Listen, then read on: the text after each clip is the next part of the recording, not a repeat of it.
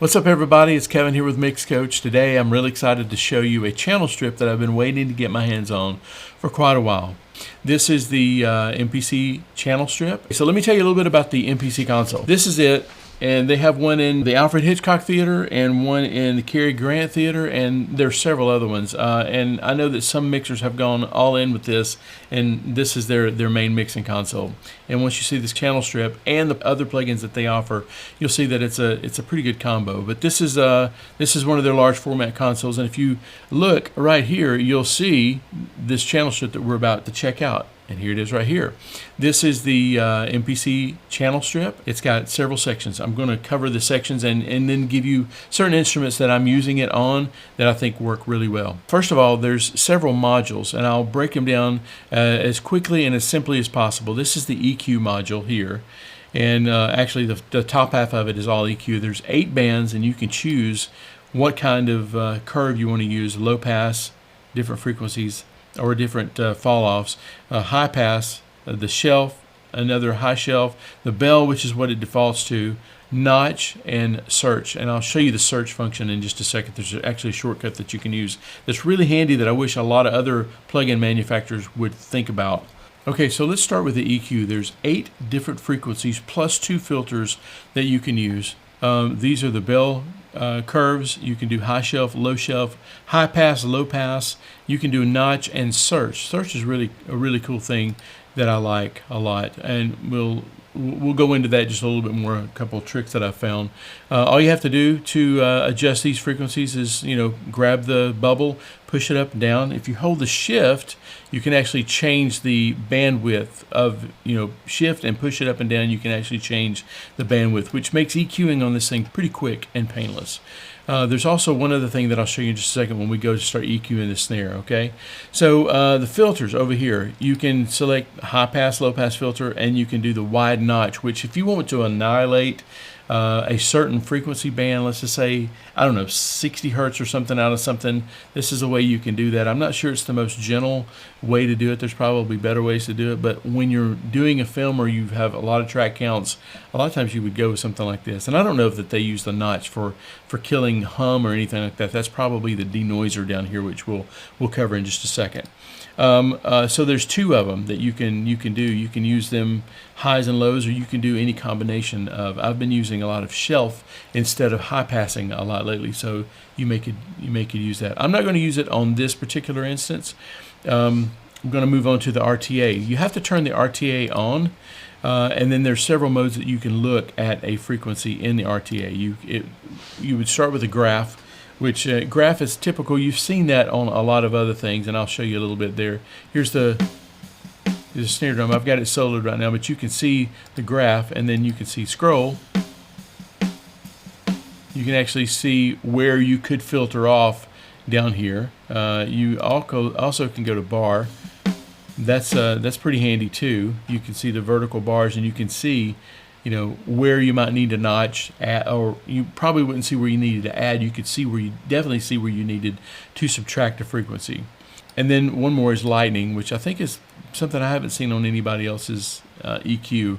But this actually shows you hot spots here, and you can actually, if it's in the way, if you've got a frequency, if you got your graph is in the way, you can actually take this and move it up and down. One other thing you can do is you can change the sensitivity of the scroll. By pushing up and down on that, you can actually, you can kind of dim the lights a little bit so you can see it a little bit better. I think it's pretty cool. You can also do that on the De-Esser. Don't let me forget to say that. But let me reset this EQ, and I'm just going to EQ the snare. This is before. So what I want to do is I want to find the frequency where the fundamental frequency is. So I think it's going to be around here. I'll leave these for filtering out lows and stuff like that, but I'm going to take 3, we'll push it up, and I'm going to look for it.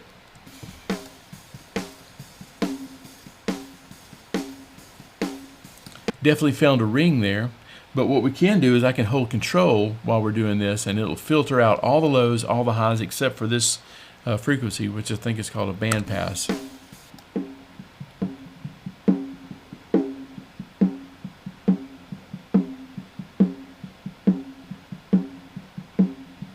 So you can see we found that frequency pretty well. Now if I hold the shift and pull it down, I can actually dial in that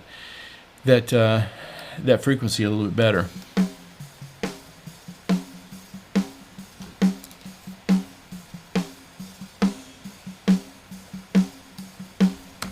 So we found that pretty good. Now let's just say I found that I wanted to find a ring or something like that in the snare drum. Just hold that control button again, go to another frequency.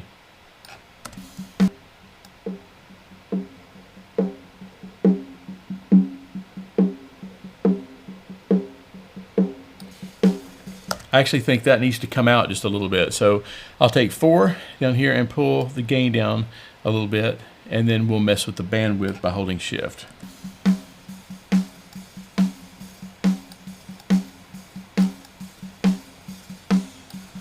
So clean that up a little bit. That 185, 190 is probably a little hot. We'll do that. Okay, let's say we want to add some snap to the top end. Let's do that.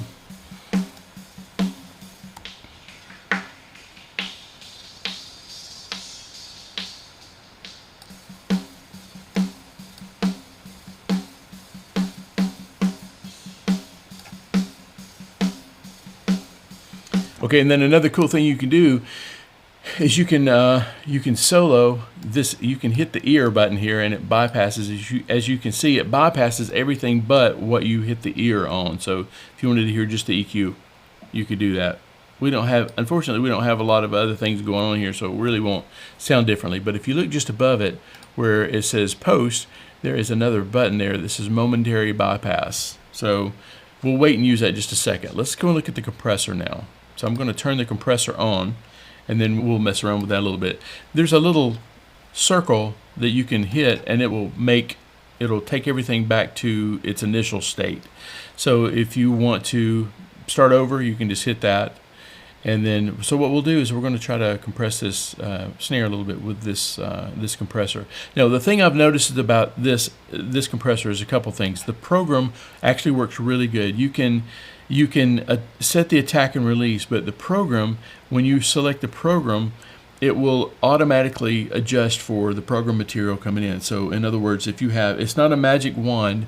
The way it works, I think, is that if it's very percussive, it makes the release time very short. If it's very loud, say a bass guitar, it would slow the release time down. Unfortunately, you can't see exactly what it's doing, but I find that it actually works really good. Probably better than I could dial it in, or quicker, which is what this thing is made for, speed, right? So I'm going to set this to program.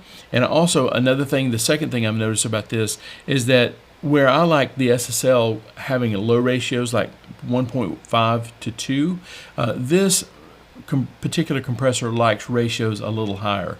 So I'm going to run the ratio to like 2.5, 2.8 to 1, and then pull the threshold down. So let's make sure that it's on. And I may want to do the makeup gain a little bit when I see how much I'm compressing. So let's take a listen.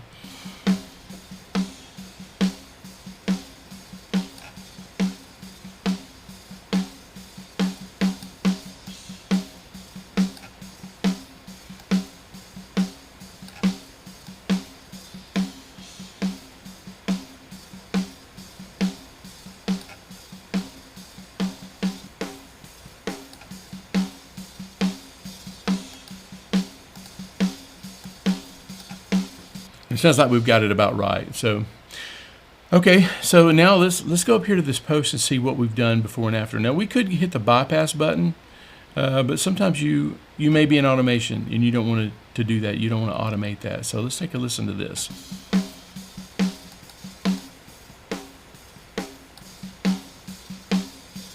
I think it's a pretty cool difference. I'm pretty happy with that. A couple other things that we probably won't use on a snare drum would be the Denoiser, and we'll use that on the vocal in a minute, and the De-Esser, which we'll definitely use on the vocal in just a minute. But one cool thing to note is that the routing section, you can actually rearrange these things. The way it defaults is denoise, filter, the De-Esser, the compressor, the EQ, and then the trim, which is here. You can automate all of this stuff. You can even automate which order that it appears in. I did my first documentary this past year, and it's a different animal, and I can see where this would be really handy for that. So, okay, so let's leave that snare where it is, and let's go to the guitar. The guitars, I really like using the EQ on it for the guitar. So let's do this guitar that's playing constantly.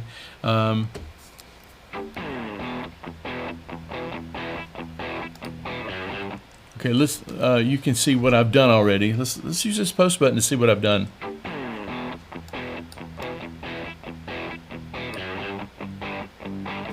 And somehow it's beefier, but I'm actually filtering out EQ, some low end. Okay, so let's just reset this, and we'll just go back from there.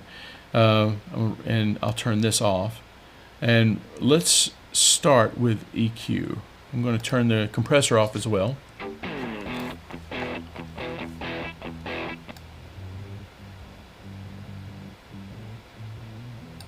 Okay, so this in one step is the thing that I usually like to filter out of the guitars, because when you're with a band, although we haven't heard the band yet, but in my experience, these guitars, they tend to get in the way just a little bit in this frequency range. Holding the control and actually listening to what frequency you're about to EQ, this lets you fine tune it. So this is one of the things I did here. And then I'm going to take, let's take this filter and filter it out just a little bit. Let's do 12 dB here.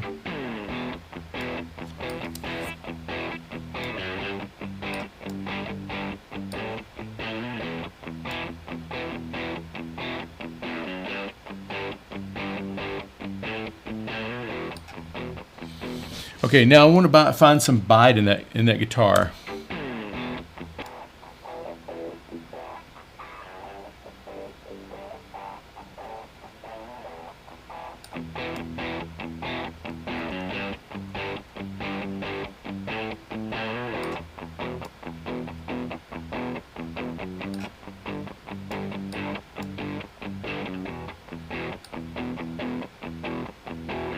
Okay, so little bite in the, like around what is that, 844K, 844, around 1K is usually a good place to bump if you want some more bite out of a guitar. We filter a little bit of that resonant, low, big guitar, loud room sort of thing. And now we're going to turn the compressor on. I'm just going to turn the compressor on here. And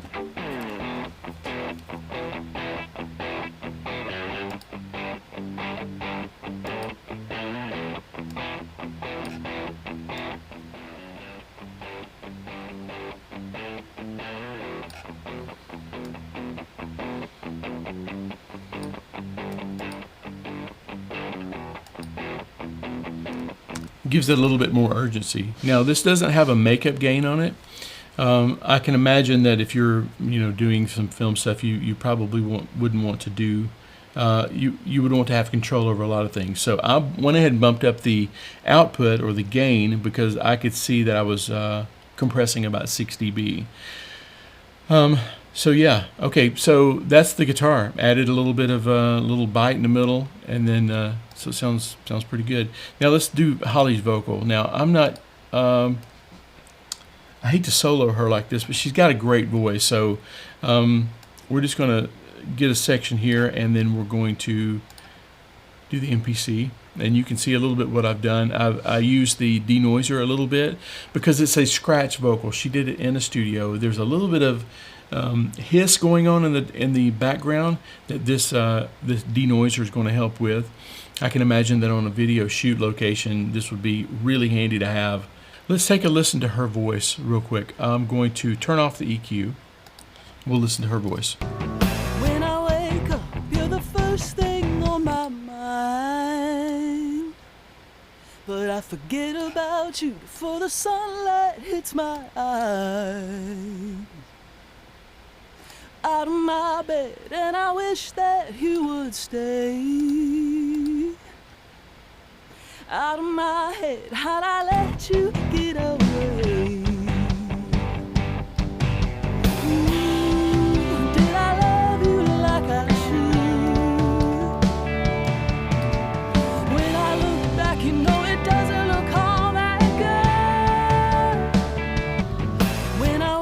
Okay, so just did a little denoiser there. It's probably not going to be as effective on a singing voice as it would be a spoken word voice. So, but it did clean up a little bit of the high frequency stuff that's going on, like say right here.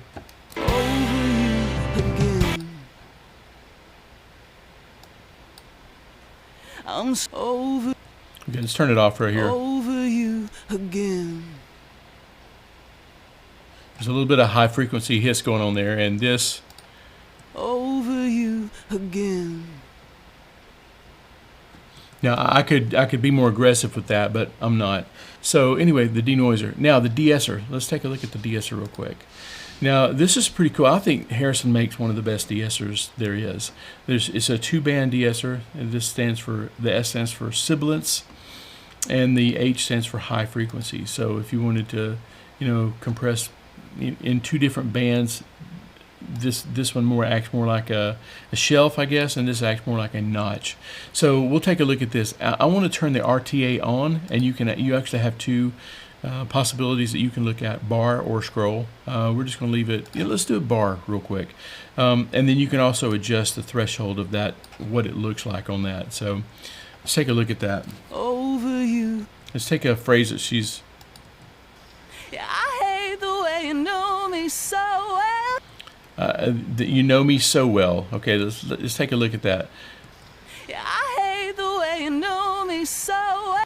Now you can see right here where it happens. So I'm going to take the highs, and I'm going to take the S and kind of make it match that column.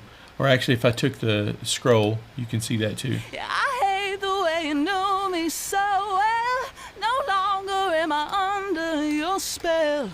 I'm not the fool I was back then. Actually, scroll is probably better for this because it doesn't just disappear. You can actually see it scrolling, and you can see and make the frequency match with where the S's, or the most dominant S's, were.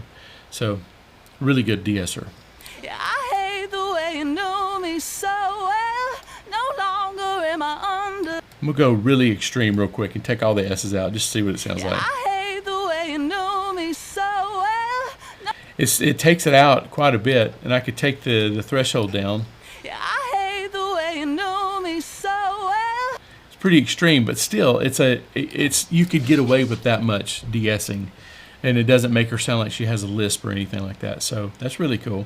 We've covered the compressor, we've covered the denoiser, the De-Esser.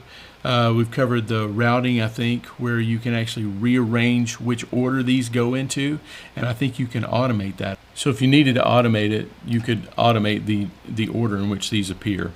This MPC, is it for music tracks? I think on some it could definitely be a really go-to for it. Like I love the way it sounded on Snare. I think it's the compressor can be aggressive. The EQ is definitely surgical, and the graphs, which you can see the frequencies, is really cool too. This, along with several other like drum flow, vocal flow, would really be handy for something like this. Oh, also, this is pretty lightweight on your processor too. I've actually got it across every channel in this mix, and there's probably 40 tracks or so of audio, and not even a hiccup really, and I'm running it on a laptop. So I've been really excited to get my hands on this. Can't wait to do another mix where I can actually use this to its full potential, but I thought I would give you a little tour of it, or what I know about it. So hopefully that was helpful. If you want some more free resources, I've got some. Just click the link in the description below. It's mixcoach.com/building-blocks, building blocks, and I'll give you 7 building blocks that are guaranteed. One of them at least will be guaranteed that you'll improve your mixes. Okay? Thanks for coming today, and I'll see you soon. All right? Bye.